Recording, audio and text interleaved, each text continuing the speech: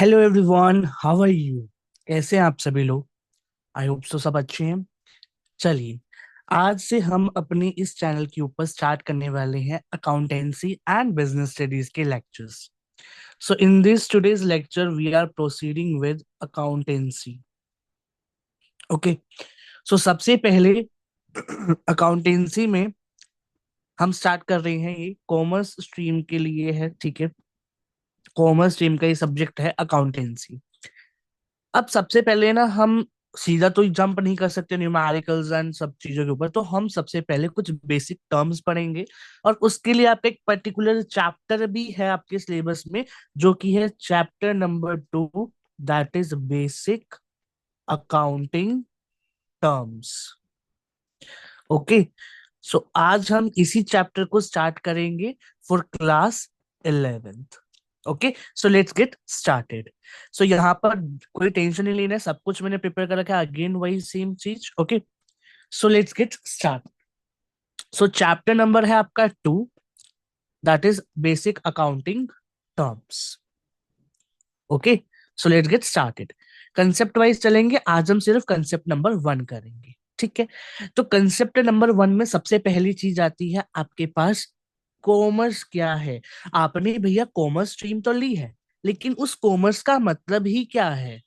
अब कई बच्चे कहेंगे बिजनेस, कई कहेंगे सर हमें बिजनेस की जगह हम बहुत सारी चीजें करना चाहते हैं, कॉमर्स में हम सीए बन सकते हैं, हम अकाउंटेंट बन सकते हैं, हम ये सब बहुत कुछ बन सकते हैं, अपना बिजनेस भी खोल सकते हैं, है ना। तो बिजनेस के बारे में भी बात करेंगे, लेकिन कॉमर्स है क्या? तो यहाँ पर बेसिकली कॉमर्स क्या होता है, यहाँ पर ना बहुत सारी एक्टिविटीज परफॉर्म की जाती हैं। बेसिकली क्या होता है यहाँ पे कि कॉमर्स एक तरह से ना कस्टमर की वांट्स को सेटिस्फाई करता है। अगर हम यहाँ पे देखिए क्या लिखा हुआ है, वो लिखा हुआ है it exist from the moment, मतलब ये उस समय से एग्जिस्ट कर रहा है कॉमर्स। कब से? जब हमने ह्यूमंस ने क्या किया था, एक्सचेंज करना शुरू किया था, किसको? गुड्स एंड सर्विसेज को। और वो भी किसके साथ? एक दूसरे के साथ। मतलब कि ये कहना चाहता है जब यहाँ पर इकोनॉमी में क्या था, बार्टर सिस्टम था, ये तब से एग्जिस्ट करता है कॉमर्स।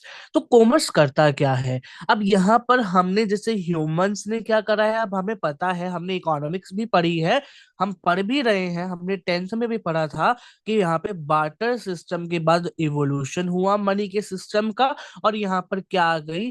करेंसीज आ गई, पेपर करेंसीज आ गई। बार्टर सिस्टम में गुड्स के बदले गुड्स होते थे। उसके बाद क्या हुआ? एलॉय मेटल आए। फिर उसके बाद आपके बहुत सारी चीजें आई, कॉइन्स आए गोल्ड एंड सिल्वर के। फिर आपका पेपर करेंसी आया, और अब आपका यूपीआई, क्रेडिट कार्ड, ये सब चीजें आपके जो है वो सब कुछ आती जा रही है, ठीक है। तो यहाँ पर जैसे जैसे इवोल्यूशन हुआ, वैसे वैसे ही कॉमर्स का भी इवोल्यूशन हुआ है। मतलब कि गुड्स को बाय करने के लिए, उसको परचेज करने के लिए, उसको डिस्ट्रीब्यूट करने के लिए बहुत सारे प्रोसेसेस को चेंज किया गया है, मॉडिफाई किया गया है, ठीक है।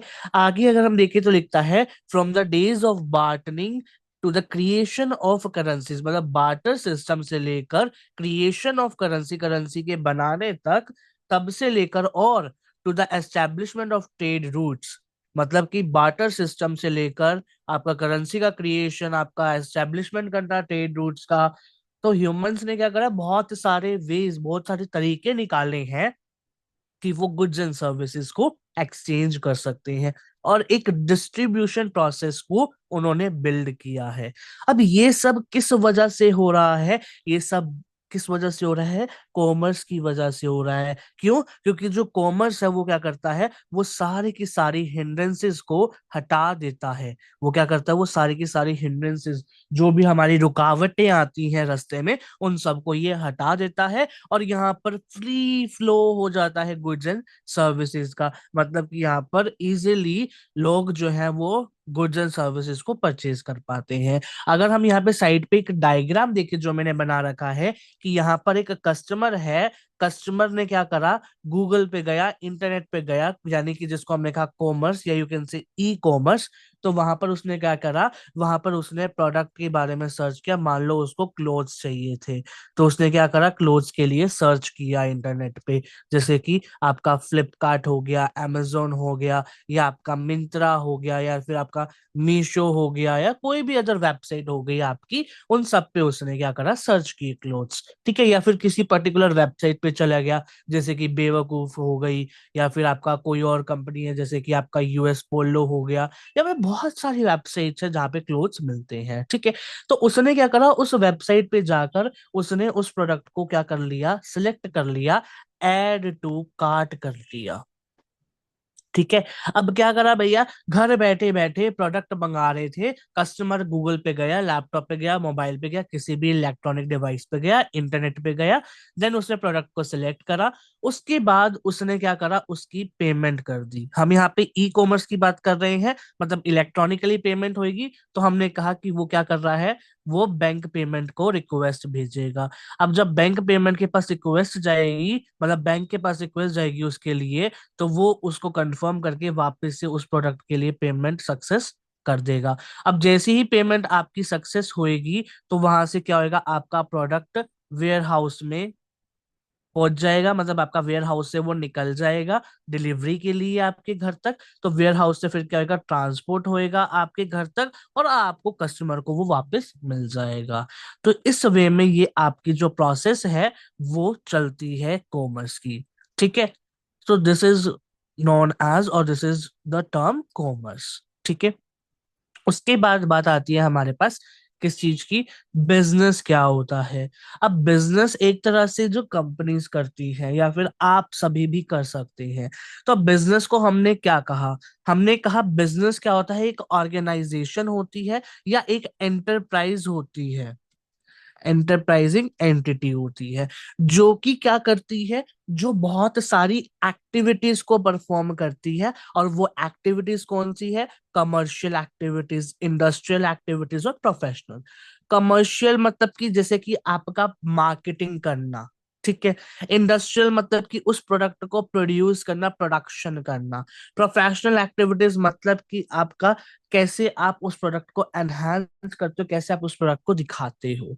ठीक है, तो हमने कहा बिजनेस का टर्म जो है, इसका मतलब क्या है, बेसिकली यहाँ पर ऑर्गेनाइज्ड एफर्ट्स और एक्टिविटीज होती है इंडिविजुअल्स की, जो रेगुलरली एंगेज होते हैं कुछ एक्टिविटीज के अंदर। जो कि एक्टिविटीज होते हैं वो किस चीज से रिलेटेड होती है, आपका परचेज करना, या प्रोड्यूस करना, या फिर गुड्स एंड सर्विसेज को सेल करना, ताकि प्रॉफिट कमा सके।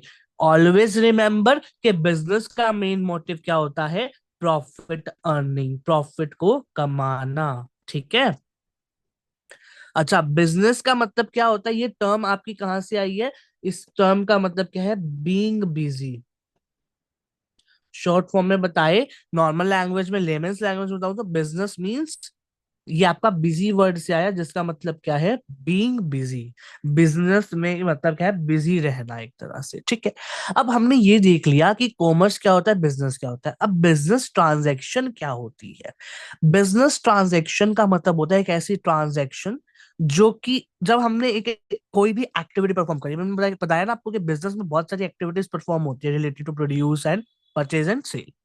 तो जब वो इकोनॉमिक एक्टिविटी परफॉर्म की जाती है, अब यहाँ पे बात आती है इकोनॉमिक एक्टिविटी क्या होती है। इसके बारे में मैं आपको बताता हूँ कि इकोनॉमिक एक्टिविटी क्या होती है। देखो बच्चे, यहाँ पे ना दो तरह की आपकी एक्टिविटीज होती है, एक होती है इकोनॉमिक एक्टिविटी, और एक होती है आपकी नॉन इकोनॉमिक एक्टिविटी। बात आती है इकोनॉमिक एक्टिविटी की, तो वो एक्टिविटीज वो होती है जो कि प्रॉफिट मोटिव के लिए की जाती है, और नॉन इकोनॉमिक एक्टिविटीज जो होती है आपकी, वो नॉन प्रॉफिट के लिए की जाती है।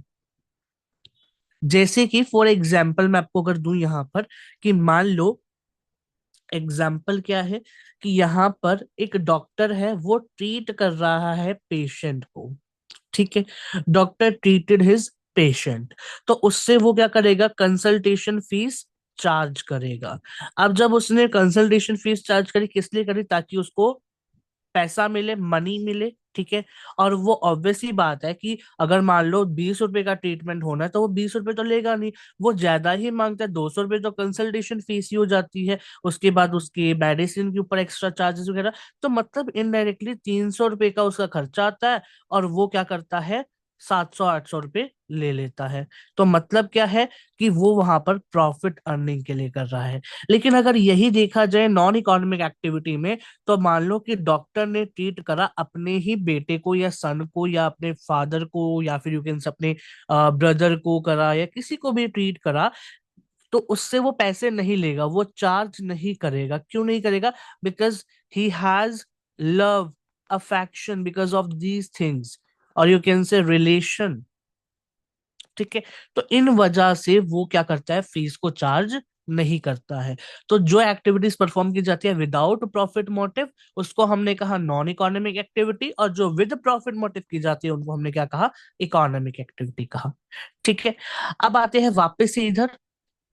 तो यहाँ पर अब वापस आते हैं बिजनेस ट्रांजैक्शन पे। तो कहता है कि ये क्या है, एक ट्रांजैक्शन है। A transaction is an economic activity which affects the financial position of the business. मतलब कि अगर यहां पर मैं बात करूं कि मान लो मेरा एक बिजनेस है, किस चीज का, मैंने अगेन वही एग्जांपल लिया क्लोथ्स का, कि क्लोथ्स का मेरा बिजनेस है। अब उसके लिए मेरे को क्या चाहिए, मुझे कैपिटल चाहिए, मतलब बेसिकली मुझे पैसा चाहिए उसको रन करने के लिए, ठीक है, स्टार्ट करने के लिए।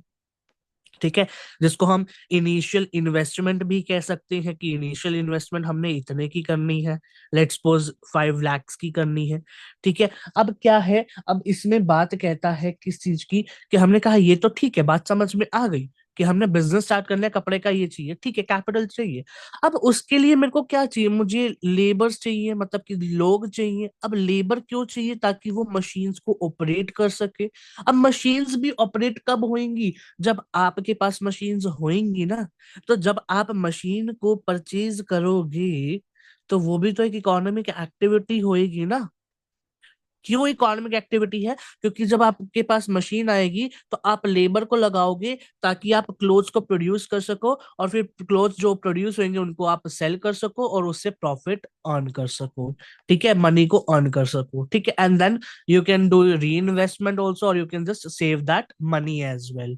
ओके। तो अब यहाँ पर मशीन परचेज करी, तो जब परचेज करी तो उसके ऊपर आपकी कुछ ना कुछ तो कॉस्ट लगी होगी, कुछ ना कुछ तो पैसा मनी आपने भेजा होगा ना परचेज करने के लिए।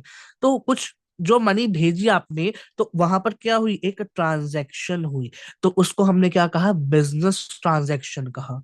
ठीक है। तो दैट इज बिजनेस ट्रांजैक्शन की एक ट्रांजैक्शन इकोनॉमिक एक्टिविटी में जो अफेक्ट करती है फाइनेंशियल पोजीशन। फाइनेंशियल पोजीशन का मतलब क्या है यहाँ पर, कि मान लो आपके पास स्टार्टिंग में 5 लाख रुपीज थे। ठीक है, आपकी जो कि ये क्या थी, एक इनिशियल इन्वेस्टमेंट थी, आई यानी कि आपकी कैपिटल थी। ठीक है। अब आपने क्या करा है, इसमें से आपने मान लो 1,50,000 की आपने मशीन्स मंगाई। तो आपके पास पैसा कितना बचा, आपके पास बचा पैसा 3,50,000 रुपीज। राइट। तो इससे क्या हुआ, आपकी बिजनेस की फाइनेंशियल पोजीशन अफेक्ट हुई, एफपी आपकी अफेक्ट हो गई। ठीक है। आगे देखते हैं। तो इसमें कहता है it involves exchange of goods and services for monetary consideration. Monetary मतलब वही पैसे के बदले में आपने गुड्स एंड सर्विसेज को एक्सचेंज करा। ठीक है। अभी हमने ऊपर पढ़ा था बिजनेस के अंदर की ये क्या है, एक एंटरप्राइजिंग एंटिटी है। तो एंटिटी का मतलब क्या होता है, एंटिटी मतलब कि एक बेसिकली एक इकोनॉमिक यूनिट होती है। ये एक इकोनॉमिक यूनिट मतलब कि एक जगह होती है। ठीक है, एक तरह से एक you can say building type you can say. ठीक है। जो कि फॉर्म्ड की जाती है, जो कि बनाई जाती है पैसा कमाने के लिए, बाय प्रोवाइडिंग सर्विसेज और सेलिंग गुड्स। जैसे कि आपकी जो कंपनी है, मान लो कि टेलीकॉम इंडस्ट्री। ठीक है, टेलीकॉम इंडस्ट्री क्या करती है, आपको सर्विसेज प्रोवाइड करती है। सर्विसेज इन द वे कि आपको कॉलिंग फैसिलिटी देती है, आपको इंटरनेट फैसिलिटी देती है। ठीक है। और यही टेलीकॉम कंपनीज भी आपको वाईफाई की फैसिलिटी भी प्रोवाइड करती है। तो ये टेलीकॉम इंडस्ट्री हो गया। ऐसी ही आपका आपका रेलवे है। रेलवे आपको क्या करता है, आपको ट्रांसपोर्टेशन सर्विसेज प्रोवाइड करता है। ठीक है। ऐसे ही आपका मान लो कि जैसे मैंने अभी एग्जांपल लिया था क्लोथ्स का, ठीक है, ये यू कैन से हम डेल का ले लेते हैं या फिर हम एप्पल का ले लेते हैं। ये जो कंपनीज है ये हमें क्या प्रोवाइड करती हैं? गुड्स भी प्रोवाइड करती हैं और अपनी सर्विसेज भी प्रोवाइड करती हैं। गुड्स तो ये भी प्रोवाइड कर रही हैं, टेलीकॉम में सर्विसेज, कॉलिंग के लिए आपको, इंटरनेट के लिए आपको क्या चाहिए होती है? सिम चाहिए होती है, that is an product, that is an good. और सर्विसेज वो सर्विसेज जो प्रोवाइड कर रहे हैं। अच्छा, सर्विसेज भी क्या होती है आपकी? सर्विसेज आर इनटचेबल, मतलब ये दिखती नहीं है बट दे रन। अब कॉल कर रहे हो आप, एक पर्सन यहाँ बैठा है, एक पर्सन यहाँ बैठा है, मान लो एक पर्सन यहाँ है इंडिया में, एक पर्सन है आपका कनाडा में। तो आप क्या कर रहे हो? यहाँ से कॉल लगा रहे हो उसको। अब आप उसको व्हाट्सएप से कॉल लगाओ या कहीं से भी कॉल लगाओ, तो आपका कुछ ना कुछ तो सर्विस आप यूज करोगे ना, तो दैट दे प्रोवाइड। ठीक है, तो सर्विस वो जो प्रोवाइड होती है कॉलिंग के लिए, तो वो हमें दिखती नहीं है but that works for us. Okay, then उसके बाद बात आती है आपकी यहाँ पर एग्जाम्पल्स की। अगर यहाँ पे देखें तो यहाँ पे लिखा हुआ है एलजी हो गया, जैसे कि एलजी आपका एसी प्रोवाइड करता है, रेफ्रिजरेटर प्रोवाइड करता है, टीवीज भी प्रोवाइड करता है, एक्सेट्रा। ठीक है, ऐसे ही विप्रो है, मारुति सुजुकी है फॉर कार्स एंड एक्सेट्रा। ठीक है, तो ये था आपका एंटिटी। अगला अगला टर्म आ रहा है हमारे पास इवेंट। की इवेंट क्या होता है? इवेंट क्या है? इट इज अ कंसिक्वेंस और रिजल्ट ऑफ अ ट्रांजेक्शन। कि मैंने कहा अभी कि मैंने यहाँ पर 5 लाख रुपए मेरे पास था और उसमें से मैंने 1,50,000 की मैंने क्या कर ली? मशीनरी परचेज कर ली। तो उस मशीनरी को जब मैंने परचेज करा, जो मेरी वो ट्रांजैक्शन हुई, तो उसका आउटपुट क्या निकल के आया, उसका रिजल्ट क्या निकल के आया, उसका कंसिक्वेंस क्या निकल के आया? कि मैंने मशीन्स मंगाई, लेट्स सपोज 1,50,000 की 3 मशीन आई, पर मशीन मेरे को 50,000 पड़ा। तो एक मशीनरी मेरे को दिन में पर डे मेरे को 50 क्लोथ्स प्रोड्यूस करके दे रही है। तो ऐसे ही 3 मशीन है तो मेरे को 150 प्रोड्यूस करके दे रही है पर डे। ठीक है, और अगर हम यही देखें कि हमारे पास ये 30 डेज तक हम प्रोड्यूस करते हैं, तो कितना हो जाएगा हमारे पास? इट विल बी आर 4,500, मतलब 4,500 आपके पास क्लोथ्स होंगे पर मंथ। ठीक है, और अगर हम कहीं ईच क्लोथ आपका बिकता है लेट्स सपोज 1,000 रुपीज का, तो आपकी पर मंथ की कॉस्ट कितनी आ जाएगी? मतलब कितना पैसा आप कमाओगे? उसमें आप कमा रहे हो 4 लाख, नहीं 45 lakh per month you are earning this, right? So अब 45 लाख पर मंथ आप अर्न कर रहे हो, और लेट्स सपोज कि आपको एक कपड़े बनाने की कॉस्ट आती है 200 रुपीज। तो ऐसे आपके पास 4,500 क्लोथ्स है, तो आपकी टोटल कॉस्ट कितनी हो जाएगी? 9 lakhs। तो नो, आपने क्या करा? आपने 1,50,000 लगाया, ठीक है, उसमें से आपके खर्च हो रहे हैं उसके बाद 9 लाख रुपए और फॉर द प्रोडक्शन। ठीक है, बट उस प्रोडक्शन से आप कितना अर्न कर पा रहे हो? 45 lakhs रुपीज। ठीक है, तो आप इनडायरेक्टली कितना सेव कर रहे हो? सोचो सोचो, आप इनडायरेक्टली 34,000, 34 ना, नहीं 34 नहीं, 36,000, 36 लैक्स आप क्या कर रहे हो इसमें? सेव कर रहे हो। ठीक है, तो दैट इज योर अर्निंग। ठीक है, दैट इज योर आउटकम। तो this is known as the event. ठीक है, कि when a transaction or event is record, when any event is the consequence of the result of the transaction. अब आता है बहुत ही important term, that is trans entry. Entry क्या होती है? एंट्री हमारी होती है जब भी हमारी कोई भी ट्रांजैक्शन होती है या कोई भी इवेंट होता है, तो हम उसको रिकॉर्ड करते हैं। ठीक है, और वो रिकॉर्ड कहाँ होती है? बुक्स ऑफ अकाउंट्स में। बहुत सारी बुक्स है अकाउंट्स की, ऐसा नहीं है। बुक्स ऑफ अकाउंट्स का मतलब क्या है यहाँ पर? कि यहाँ पर हमने बहुत सारे अकाउंट्स बनते हैं, जैसे कि आपका यहाँ पर जनरल, जो सबसे पहले हम स्टडी करेंगे, सबसे पहले तो ये नहीं स्टडी करेंगे, सबसे पहले हम अकाउंटिंग इक्वेशन समझेंगे। जनरल है, फिर आपका लेजर है, फिर आपके बहुत सारी चीजें और भी है, जैसे बैलेंस शीट हो गया, आपका trading and profit and loss account हो गया आपका, ठीक है। और भी बहुत सारी चीजें हैं, profit and loss account, trading account, ठीक है, बैंक रिकंसिलिएशन स्टेटमेंट, और भी बहुत सारी चीजें जो आप इसके अंदर प्रिपेयर करते हैं। सबसे पहले आप जनरल के अंदर रिकॉर्ड करते हैं ट्रांजेक्शन को, then we will proceed to further accounts of the books, ठीक है, बुक्स ऑफ अकाउंट्स पे प्रोसीड करते हैं। आगे चलते हैं। आगे हमारे पास आता है टर्म लायबिलिटी। लायबिलिटी क्या होता है? ये ऑब्लिगेशंस या यू कैन से डेट होती है जो एक एंटरप्राइज को पे करनी पड़ती है फ्यूचर में। मतलब क्या है कि मान लो मैंने कहा मेरे पास क्या था, 5 लाख रुपया था, ठीक है। 5 लाख में से मैंने 1,50,000 तो मशीन पे लगा दिया, बाकी बचा 3,50,000।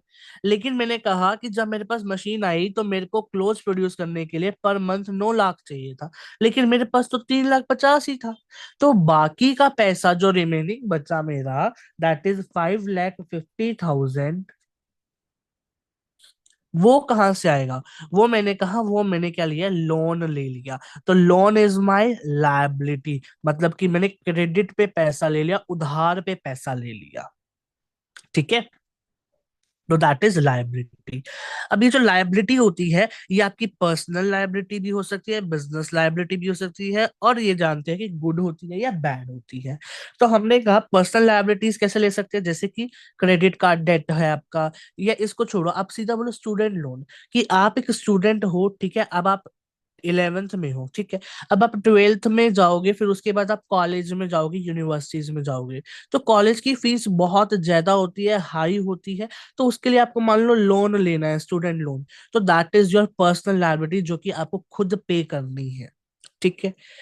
और बिजनेस लायबिलिटीज क्या होती है? जैसे बॉन्ड्स के बेसिस पे ले लिया, या टैक्सेस है हमारे पास, ठीक है, या फिर बिजनेस पेंशन पेमेंट्स है, वो सब चीजें हमारी क्या है, बिजनेस लायबिलिटी, जो बिजनेस को देनी है, किसको, फ्यूचर में देने किसी को भी, ठीक है। जैसे टैक्सेस हमें गवर्नमेंट को देने हैं, पेंशन पेमेंट्स होगी कि मान लो कि कोई हमारे कंपनी में रिटायर हो गया, तो उसको पेंशन तो देनी है ना, तो वो भी हमारा क्या है, एक तरह से लायबिलिटी है। तो ये अच्छी बात है या बुरी बात है, इसके बारे में समझते हैं। इसको हम अच्छा बोल सकते हैं, गुड बोल सकते हैं, क्यों? क्योंकि ये बिजनेस को ग्रो करने में हेल्प करती है। लेकिन बुरा इसलिए बोलते हैं क्योंकि इसको हमें पे ऑफ करना पड़ता है फ्यूचर के अंदर, फ्यूचर में तो पे करना ही पड़ेगा ना, ये तो ऑब्वियस ही बात है ना। फिर उसके बाद आते हैं last thing of today's concept, that is types of liability. दो तरह की लायबिलिटीज होती है हमारे पास, इंटरनल एंड एक्सटर्नल, ठीक है। इंटरनल में हमारे पास क्या होती है, कैपिटल होती है जो आप खुद से लगाते हो। एक्सटर्नल जो आप बाहर से बोरो करते हो, that is non current and current. और एक और आती है, दैट इज कंटिजेंट लायबिलिटी, ठीक है। सबसे पहले हम नॉन करंट लायबिलिटी के बारे में स्टडी करते हैं। नॉन करंट लायबिलिटीज क्या होती है, जो आपको 1 साल के बाद पे करनी पड़ती है, मतलब बहुत लंबे समय के लिए आप इसको बोरो कर सकते हो, ठीक है। तो नॉन करंट में कहाँ से फंड्स रेज करते हैं, बेसिकली हम ये फिक्स एसेट के थ्रू एक्वायर करते हैं, जैसे कि आपका लॉन्ग टर्म लोन हो गया, लॉन्ग टर्म डिबेंचर्स हो गए, लॉन्ग टर्म एडवांसेस हो गया, या मॉर्टगेज लोन्स हो गए। इन सब के बारे में हम आगे आने वाले लेक्चर्स में डिस्कस करेंगे, तो टेंशन मत लो, बस सिंपल याद रखो कि नॉन करंट लायबिलिटी आपकी क्या है, जो आप 1 साल से ज्यादा के लिए रखते हो, उधार लेते हो, उसके बाद आप उसको पे करते हो। करंट लायबिलिटी क्या होती है? करंट लायबिलिटी होती है जो आपको 12 महीने यानी कि 1 साल के अंदर अंदर, 1 year, with in the 1 year आपको वो पे करना पड़ता है, या फिर नियर फ्यूचर, मतलब कि 1 महीने बाद हो गया, या 2 महीने बाद हो गया, या 1 वीक के बाद हो गया, ऐसे आप पे करते हो। तो ये जो होते हैं, इसको हम एक्सपेक्ट किया जाता है कि ये जो कंपनी है, इस लायबिलिटी को, करंट लायबिलिटी को नॉर्मल ऑपरेटिंग साइकिल के अंदर क्या कर देगी, उसको सेटल कर देगी, जैसे कि creditors, bills payable, short term loan, ये सब इसके एग्जांपल्स हैं। और भी बहुत सारे एग्जांपल्स हैं जो कि हम आगे स्टडी करेंगे, ठीक है।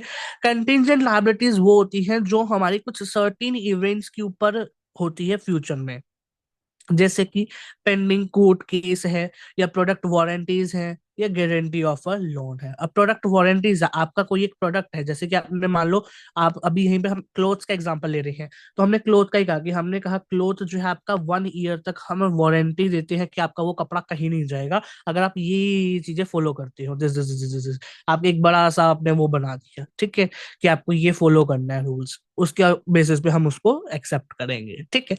अब वही सब चीजें चल रही हैं, लेकिन फिर भी उस क्लोथ को 8 महीने हुए हैं और वो खराब हो गया, तो कस्टमर क्या कर सकता है, उसको रिप्लेस कर सकता है। अब क्लोथ्स में तो ये मोस्टली एप्लीकेबल नहीं होती है चीज, ठीक है।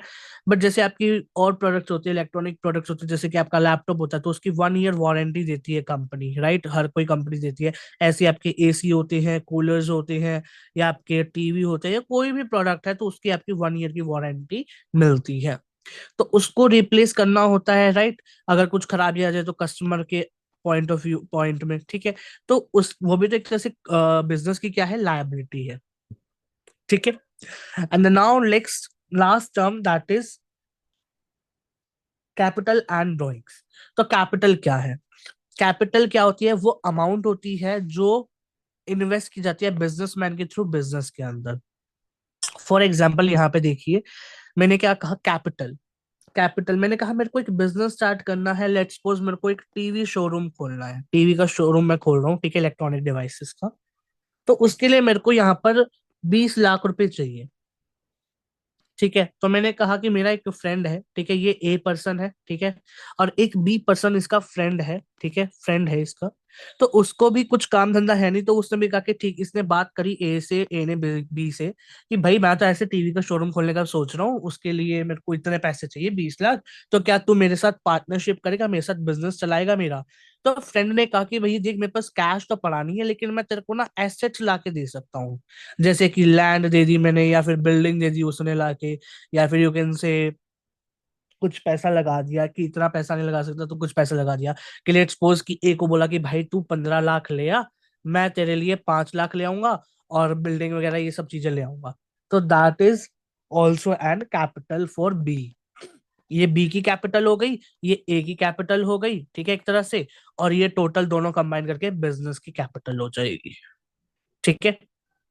और दिस इज द कैपिटल, ठीक है। अब कैपिटल का फॉर्मूला क्या होता है? Capital is equal to assets minus liabilities.